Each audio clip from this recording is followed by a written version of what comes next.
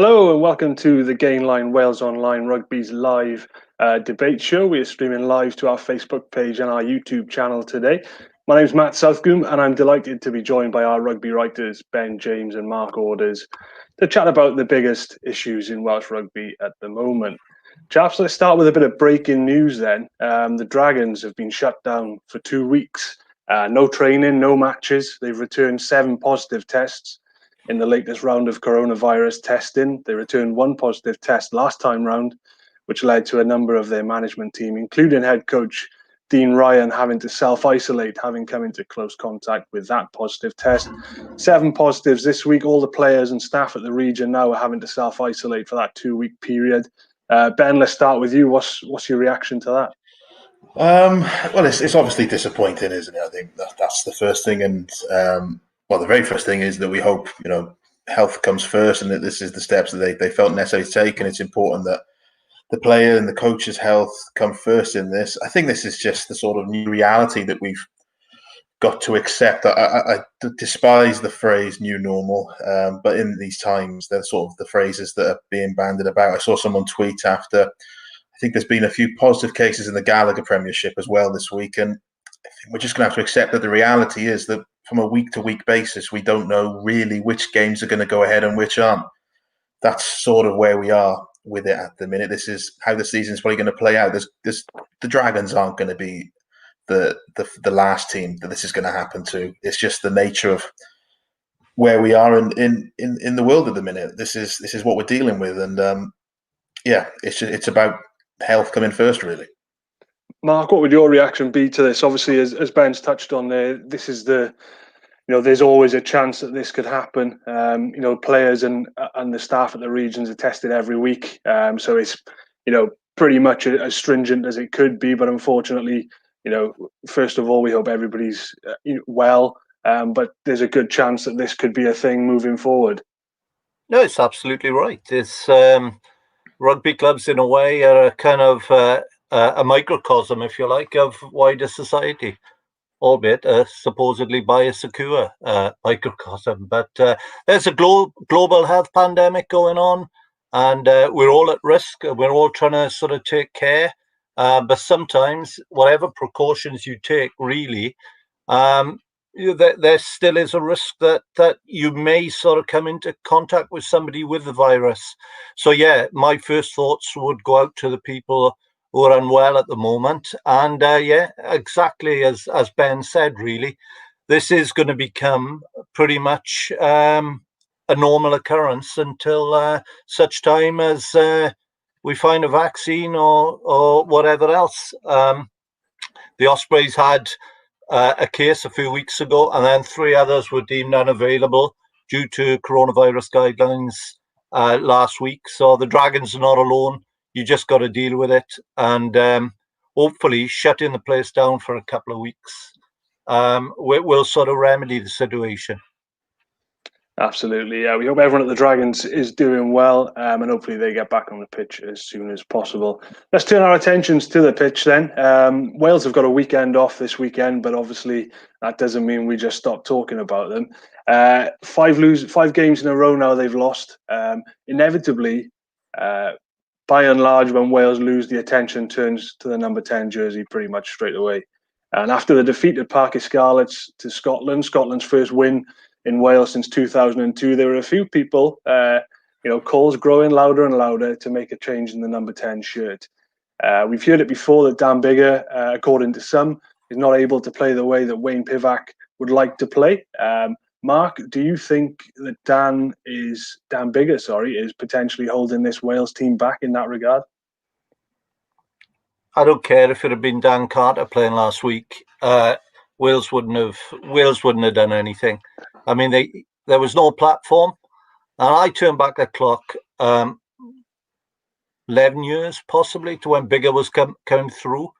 He was held off the around Rodney Parade by Dragon supporters as a sort of 19-year-old, and I remember Biggar telling me at the time that basically it's the oldest rule in rugby, really. Without a decent forward platform, then a fly half and indeed a scrum half, unless your name is Terry Holmes, has got no chance. And it was really difficult for Dan last week. I thought in the first half he did what he does. He kicked the ball well. He made his tackles, and he took a few balls in the air. And so I would be hesitant about putting too much blame on Dan Biggar. When Wales played France last year, I think Dan Biggar went off with about 20 odd minutes to go, and Wales's aerial game just completely disintegrated. And sort of sharp-eyed observers noticed that bombs were going up. I think it was against France. Bombs were going up, and they were just landing anywhere. And it was borderline frightening for the Welsh defence. But Biggar offers a lot. And I go back to that France game last year. There was an experienced guy sitting next to me in the media room later, and he asked me the question, has there ever been a player like Dan Biggar, just what he offers with his will to win, his game control, his willingness to put his body on the line. I mean, I accept he hasn't necessarily developed his elite attacking game over the years, although Ben has done some great stuff on his development at Northampton. So maybe people might take issue with that, but he's never going to be your Jonathan Davis, Phil Bennett type player. But I still think he's got a lot to offer, and I would be hesitant about putting too much blame on him, Wales blaming him at this point. Ben, I'll bring you in with a comment from Rob Bennett here. Wales looked lost both in attack and defence. I don't think it's fair to blame Biggar when the other 14 men are as much to blame. Another comment from Harley Worthy I'll bring in. Wales got worse when Biggar went off. A friend of mine said to me that highlighted Pivac's comments after the game, who said when Patchell came on, Wales started to lose their way a little bit.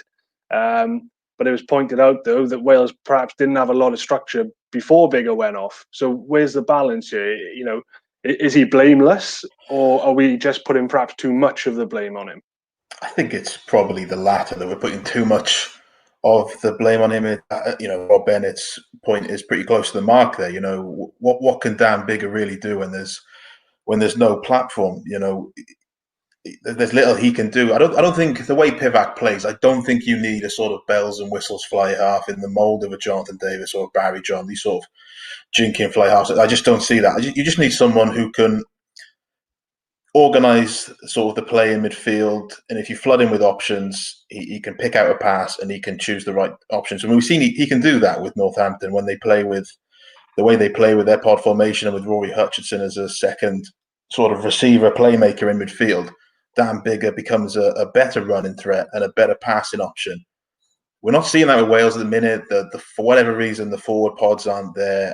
I can't really recall a time when Wales had the right setup on Saturday. So Dan Biggar's not really playing with options. And when you're not playing with options as a fly half, you're not going to break down defences, because ultimately it's one pass out. So that's the problem. So maybe the structure probably did go away a little bit when Patchell came on, simply because of how Wales were playing on Saturday. They sort of reverted back to that kicking game. And I think,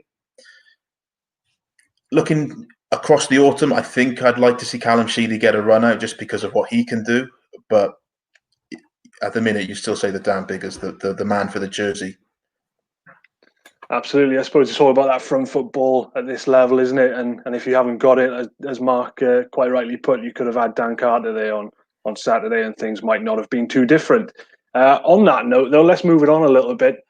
With two poor results so far, things are not going well for Wales. It's been said that now is the time to be bringing through youngsters with a view to the 2023 World Cup. We've heard from Pivac and Steve Phillips, the interim CEO of the Welsh Rugby Union, that Pivac has got a plan and he's building towards that World Cup. Well, there's a few fans out there now who want to see that plan sort of coming through a little bit. They want to see a few more youngsters involved in games.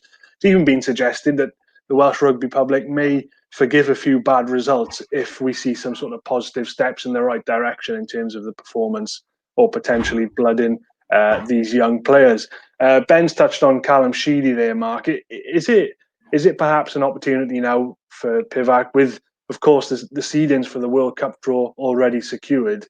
Is it a chance for him to sort of say, right, the results don't really matter now this autumn, it's all about bringing through these youngsters? Or is it not as simple as that? No. What do you think? It's definitely not as simple as that. It's absolutely not as simple as that. I think the art of coaching at test level is to have an eye to the future while also looking after the present. And everybody wants to see new players, and I think there's a perception really that that Wayne Pivac is persevering with the old guard. But the bottom line is, if you've got experienced players and they're still the best players in their position, then you keep picking those guys, and you drip feed young players into the mix, and stay competitive, and that's the idea. Wales have got to pick. Wales have got to pick who are their best players at this point, not necessarily for who's going to be the best player in 3 years' time. And you wouldn't be dropping, say, someone like Dan Biggar or Alan Wynne-Jones for a tournament that's going to be played in 3 years' time. You know, these players are, Alan Wynne, for instance, still the best in his position. So the challenge for Wayne Pivac is undoubtedly to drip feed sort of young players into his setup. The difficulty is, of course, that at the moment the pressure is building on him a little bit because people are calling for changes. But he needs to be careful that he doesn't throw the baby out with the bathwater, and he's got to do it sensibly. You know, honestly, I've lived through days of Wales coaches making 9 changes one game and then finding the guys coming in weren't as good as the original set, and then you make another 7 changes, and then defeat keeps piling on defeat, and then you get more pressure, and then it really doesn't end well. So Wales just got to be okay. There are opportunities to introduce players during these matches. It's the Six Nations that matters most, but you got to be careful that you do it at a sensible pace and a sensible rate. Ben, I'll bring you in on this, and we've had a comment in from David Lee. The question was redundant. I apologise for that, David, because in his view, the young players in the squad, he doesn't have enough of them. Ben, where do you fall on that? There's 10 players currently in the squad who haven't had game time. Included in those 10 players are the likes of Callum Sheedy, Johan Lloyd, and a few others. Johnny Williams uncapped, of course, Kieran Hardy, scrum half. You know, do you want to see those players? Where do you fall on the sort of the balance between getting a result now and bringing through these young players, particularly as you touched on, Callum Sheedy is the man everyone's talking about. I don't think you'd want many more young players in the squad. I think 10's probably roughly where it should be. You could argue the question's redundant for another reason. I don't necessarily think that experimenting conflates with writing the autumn off, so to speak. For me, it's just, I think it's getting to the point where Pivac's probably his hand's going to be forced maybe on selection. You look at the team at the minute, it looks, with a selection, a lot of experienced players, a lot of old players who've been there for a long time under Gatland, and it doesn't look like there's in places necessarily a buy-in on what Pivac wants to do. So I think we'll probably get to the point where maybe Pivac, it's less about, do I think this young player is better than the experienced player? And it's more, do I think he's going to add some confidence, some energy, and some buy-in to what I want to do? So I think we're going to see players drip fed in. I think Rhys-Amit's going to get more minutes over the autumn. I think Sheedy's going to get minutes. Johnny Williams could come in at 12. Sam Parry's one who's added a little bit in the front row. We're going to see these sort of players come in, and it's not as much as Pivac is, pressing the panic button and having to making changes for change's sake, but it's more for the sense of he's been here a year now, and he needs to really start implementing what this game plan is. And at the minute, we're sort of caught between two houses with a lot of boys who have been there under Gatland, and we're not necessarily seeing the buy-in. I think we're seeing that with the way the breakdowns go, and I think just the breakdown support. I don't think some players are particularly buying into how Wales want to play at the breakdown. So maybe bringing in new faces, someone like Shane Lewis-Hughes, who's going to, he'll buy in. He'll you say jump, he says how high. He was 21 tackles. How many breakdowns did he hit? people like that, they're going to bring confidence, they're going to bring energy. And then as some of the other players start to gain their fitness back, the likes of Liam Williams, John Davis, Faletau, you're probably going to get a better mix in the squad. That's what we're hoping to see. So it's not necessarily changes for change's sake, but I think Pivac's hand is going to be forced in the coming weeks. David has been back on the comment saying he wasn't having a dig at anyone. It's all good, David, no problems. And Ben, he says you've hit the nail on the head. There you go. So it's always nice. Thanks, David. When you get a bit of support like that. Let's move the discussion on slightly then, chaps. We've touched on it that Wales's world ranking isn't really important right now because the seeding for the World Cup has been sorted. Wales are top seeds. World Rugby made the decision earlier this year that the rankings would be based on what they were back in January, to be fair to all the teams that have qualified, because not all of those teams are playing rugby in this year. So Wales are top seeds for the World Cup, so it's not bothering that. However, in Pivac's first year in charge, and we're almost at the 12-month mark since his first game, Wales have gone from 3rd to 8th in the world rankings. They've gone below Scotland, if I'm not mistaken, after the 5 defeats in a row. Mark, let's start with you. How concerning is that sort of statistic, really? I know it's not going to have a material impact on anything, but let's just discuss it for now. It's not a good direction to be heading in so quickly as well. I think, to be honest, they deserve to be around 8th. And in fact, they're probably lucky that they're not playing Japan next week, and maybe Argentina the week after, because they would be 10th. But look, I wouldn't be too bothered about it if I were Wayne Pivac. It's clearly not a great direction of travel, but what he's got to concentrate on is coming up with the performances.